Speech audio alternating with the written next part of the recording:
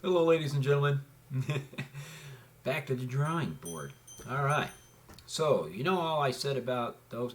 I tell you what, we're going to go to Google Earth here. Yeah, that's Hawaii. And guess what? That's. Did I save that yet? No, I don't think I did. So, here, watch me. So, I'm going to go. I think I saved that over here. 263. All right, 263. Is that what I'm looking at here? Yes, it is. Okay, so that is going to be save as Hawaiian impactor BR number 1 260. What did I say that was? 263. 263.1. Yep, 263.1. Nope, wrong one. 263.1 kilometer radius. Alright, we're going to save that. And we're going to go over here. We're going to create another folder. See how this stuff works? This one's going to be Hawaiian impactor. Alright. And we're going to put it up there. And then we're going to take Hawaii here and put it down in there. We're going to go over here and put it over here to get it out of temp. Because if I close out Google Earth or if I lose power and it goes away, then everything that was in the temp places goes right out the window. Okay, so yeah, here it is. Okay, now earlier on, you see, I broke down the we'll call them bedrock stripes. I broke down the bedrock stripes into two types of categories. I was calling one set the whipshock veins, and I was referring to everything around. I thought it was Tahiti, but it's a French Polynesia. Where the heck is Tahiti? I'm gonna run around here somewhere. Yeah, that's it. Go to Tahiti here, folks. Are you looking? There it goes. Man, it took it a minute. It's not Google Earth, it's my computer. Oh, well, there you go. Tahiti, French Polynesia, same place. Okay, good. I just wanted to make sure I had the names right. So like right in here, boop, right where I have my cursor, that's a pop. And now I can confirm that that is a pop because of how many very strong blast rings I have around that pop. So when I was referring to all of these radial lines coming out from these centers as surls, being subterranean radial rift lines, I wasn't really considering them to be due to an impactor from outer space. So here was my theory on that. Well, because the planet expands when it gets hot, and it contracts. So when it goes to the gym and gets a workout, i.e. global warming could make the planet expand and get a workout, so to speak.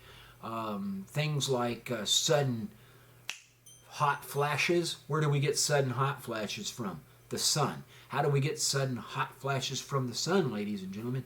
When we just happen to be on the wrong side of the sun, when the sun has a hemisphere of plasma come out and go all the way around at 0.02 astronomical units distance from the surface of the sun.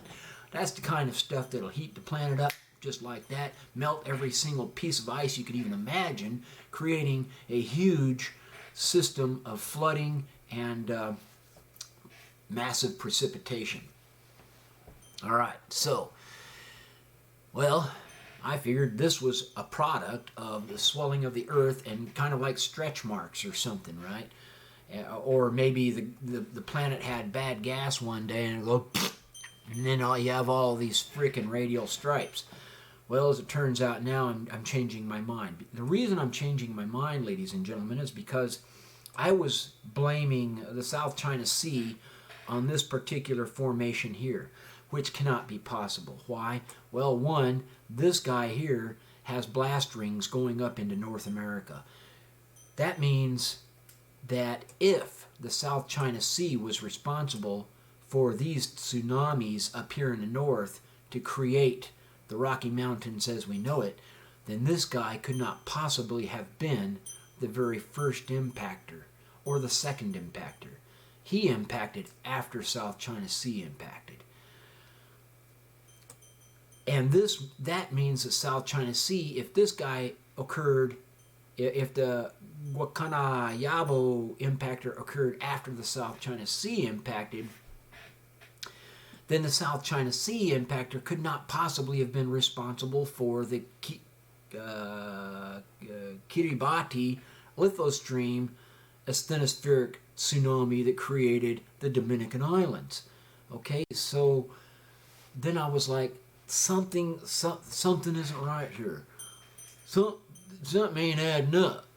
Then I'm like, I need to go back over here. Somebody over here in the middle of the ocean had to have occurred. Now we know by looking at these blast rings around Tahiti that the blast ring is overlapping what was created by the South China Sea. It overlaps the elbow of the Fiji Island vortical spiral density arm extending out this way. That means this had impacted after this had impacted, and it's, go figure, it's kind of like right near this lithostream. It isn't in that lithostream, it's near that lithostream, which apparently was good enough to cause that energy that was released to come back through here and go out this way. And so what does that mean now? That means that the SURLs, the subterranean radial rift lines that we see coming, emitting out away from Hawaii and emitting out away from Tahiti, were not because of the Earth having bad gas and burping. It's actually because they were impact sites instead. Okay, so that means that my closest evidence of a blast ring right here basically puts our impact site not quite here on Oahu, but right here at that little edge, which is like right smack in the middle of this configuration here, possibly, or even, right? And then you have this kind of a weird thing going on here. Don't ask me why Hawaii's bigger. I don't know yet. But but here's the thing, right? If this was one of the impactors, or the impactor to have had the magnitude to shock the ocean floor in such a way that it caused all of these striations that are actually whip shock veins, then that goes hand in hand with the Battalion 6. I meant to pull that out. So when we go back over here to the southeast Indian Ocean to the Battalion 6 right here, the largest impactor to create this blast ring was not the impactor that had the worst and most devastating whip shock vein come from it. So we come into here and we look at this little circular guy right here, and we see right here we have boop and boop radiating out from the impact, the pop. All right, so we have this pop right here. You can see it. You see, I'm zooming right in on that guy. Here's the pop, right smack at the intersection of these whip shock veins, right? And this particular whip shock vein that goes up toward the northwest, follow me closely now, I'm going to show you some amazing stuff. By the way, the width of this whip shock vein is 16 kilometers, okay? It's not small. And it's going up this way right through here, almost like somebody cut it with a knife. It's that straight, geologically speaking. It comes up through here, cuts through all this gizmo gadgety stuff up in here. You can see it cutting right through this stuff. All right, and now where's the one that I was referring to specifically here? And then it comes up here and it stops. It clobbers in Australia, and then that's it. It can't go any farther. And if I'm not mistaken, what we have here, you see how this stuff got severed? So and I measured it. That almost looks like a circle right there. Yeah, who knows, right? So we have our whip shock vein coming up through here, and it severs these ridges and stuff. And one of these ridges, must have been that guy. I measured it. It's like from here to here is like 8 kilometers distance. So it took a 16 kilometer span of the earth, slapped that bugger out like a rope, separated it like a knife, and moved that material and moved that entire section of mountain ridge on the ocean floor north by northwest half the distance of its length, 8 kilometers. Now that's crazy, folks. That's some crazy stuff. But you see, the funny thing is, my point here is, it wasn't the largest impactor in the 18 impactors or Battalion 6 series that created that terrible, terrible shock. It was a much smaller impactor in that series that had that magnitude. So it's almost kind of like, comparable to the tiny spider that has a hell of a lot more punch to his venom than some of our larger spiders, right? And then you go over here to Hawaii, and you kind of have the same thing. So if Honolulu is in fact a central peak from a series of impactors, then it just wasn't as potent as the Oahu impactor. Okay, now what can you tell by this? Well, if these were, they kind of have the appearance of being bullseyes, because we're not really seeing, we don't have a B2W going around a pop. We have a circle going around the pop. Well, you have a circle going, in most cases you have circles going around the pops here too, right? Like this pop has a B2W and then it has a circle. That's how I tell you how large the impactor was. But down here, I don't see a pop. I mean, if there's a pop, it's going to be somewhere in about this range here for Oahu, not for the others. So if I was to go down here, I would have to really look carefully here to try to see what's going on.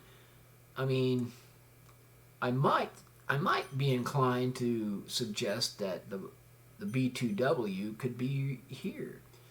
But the thing is, to have a B2W with a wing that goes almost straight out like this,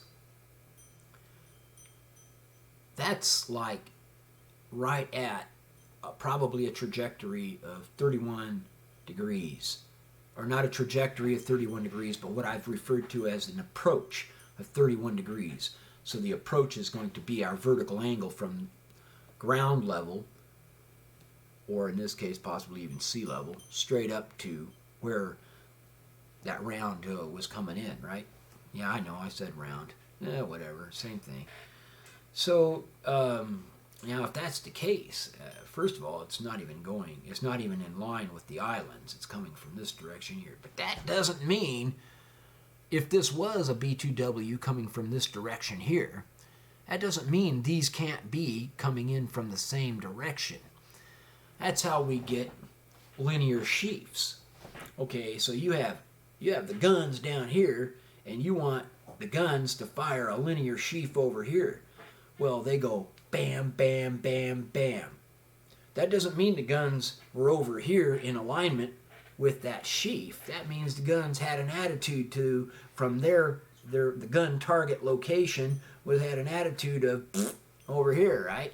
Well, you could have had the same thing here. The point of origin may have been off in this direction up in here, and it was maybe the planet was rotating, because I mean it does do that, and they were just like, bam, you know, just like we watched Shoemaker leaving 9 striking Jupiter. The planet was going around, and there was a delayed impact between each impactor, because as it broke apart, the impactors lost velocity due to the size of the impactors, and as they lost their velocity, it also put out basically put out a firing order, in a sense. It's one theory, right? And as the planet rotated around, they each hit bam, boop, bam. Same thing you get right here. But I'm not convinced that's a B2W, right? Because even though it kind of looks like it goes sort of around here and sort of has that kind of like that ratio distance we could be looking for in a B2W, I'm not seeing any wings coming out of there, yo. So I'm not sure that's what I'm looking at. You know what I'm saying? Well, anyway, so now I have changed my mind. All of these radio lines coming out of Hawaii and all of the radio lines coming out of Tahiti are not cirrus, but whipshock veins. These might be caused from spray. Some of them are going to be whipshock veins. Some of them are going to be spray. Either way you look at it, it cleaned out a lot of stuff. Now see, that's a whipshock vein or a cirrus, one of the two. And it has nothing to do with Hawaii, because it's going in a completely different direction, which sort of makes me curious. If it's going in a completely different direction, who does it connect to? Well, if that was something there, it's not that one, because it goes right through it.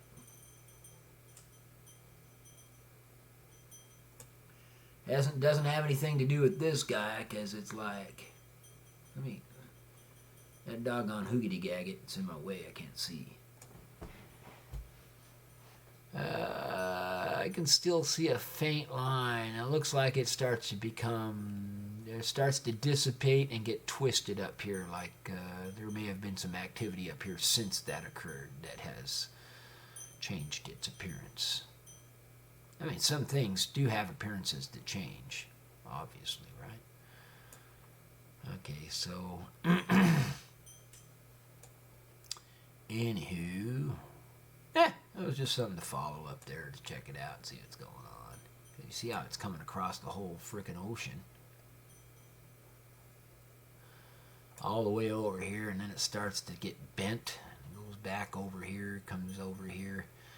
I know I'm not the only one out here that can see this, right? It comes up over here, next thing you know, it looks like it's starting to feed into the direction of one of these lithostream scores.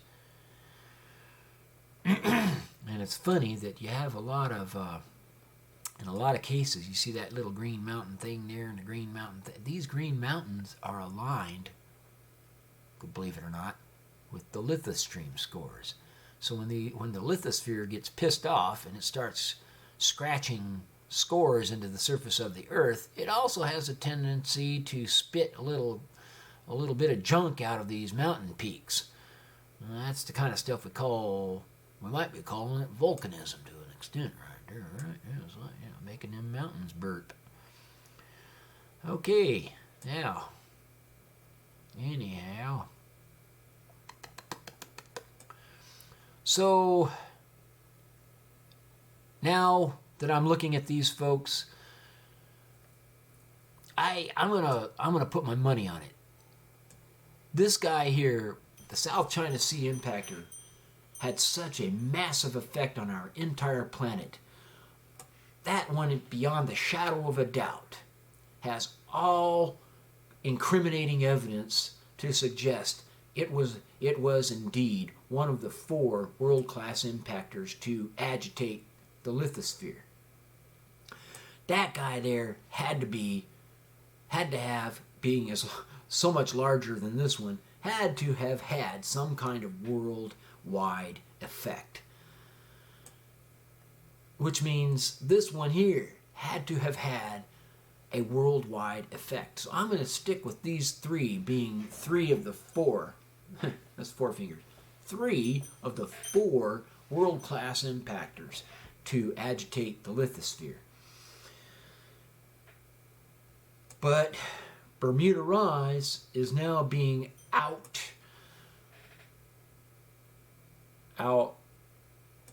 something. What do you say when you outclassed? I don't know.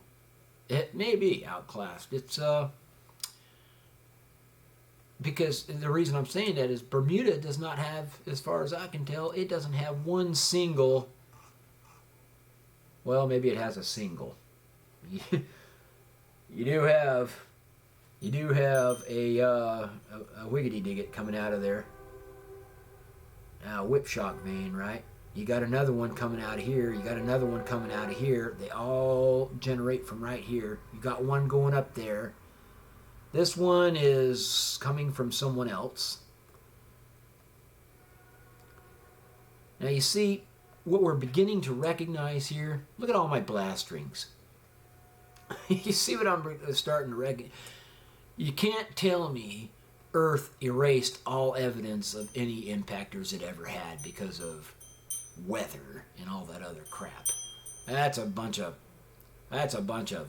crap.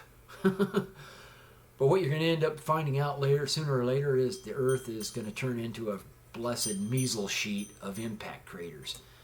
And then the more impact craters you identify, the more complicated and the more difficult it's going to be to piece this. What's the name of that Humpty Dumpty? And piece Humpty Dumpty back together. All right. So I take it back. I was going to say that Bermuda Rise doesn't have any whip shock veins, and that's not true. There's whip shock veins right there coming out of there. And when you're following the lithostream scores across the planet, it gets really difficult to distinguish the difference between a lithostream score and, say, a whip shock vein. But if you start identifying the whip shock veins and eliminating them, like if you could make them disappear, and then it might leave, in your mind, you have to be able to visualize this disappearance. Then you can start possibly seeing things that look and appear to be more in line with scores, like this trench here may very well be a lithostream score. But then so could this, so could this, so could this, so could all of these. Basically what it boils down to is there's a lot of elephant skin over here to try to figure out. Everybody ever try to figure out the wrinkles in an elephant? Whew. Imagine that. Anyway. Alrighty. Yep. Things that make you go, So I don't know. I'm back to, we got 3 world-class impactors. The rest of these guys are just tiny little pins that just rip the crap out of the planet, but didn't really do nearly as much damage as, for some reason, as the South Tennessee. So, alrighty. Yeah, my brain is starting to get fried, folks. I'm going to have to shut this business down for a bit and do something else. So sometimes just stopping what you're doing and letting your mind rest makes it easier to visualize and theorize about the Earth in other ways later. Otherwise, your brain all of your synapses just get all tangled up in one great big knot, and you're just like, you might as well have had a lobotomy or something. That's the way you look at me. That's what I feel like. Okay, well, it's probably time to go now. Alrighty, so I'll go ahead and get this one ready to be posted, and this is just another one of my Things to make you go, Well, now at least we know these aren't searles, but actually whipshaw fins. So that didn't give me another perspective on a lot of things that I see on the Earth's surface. All right.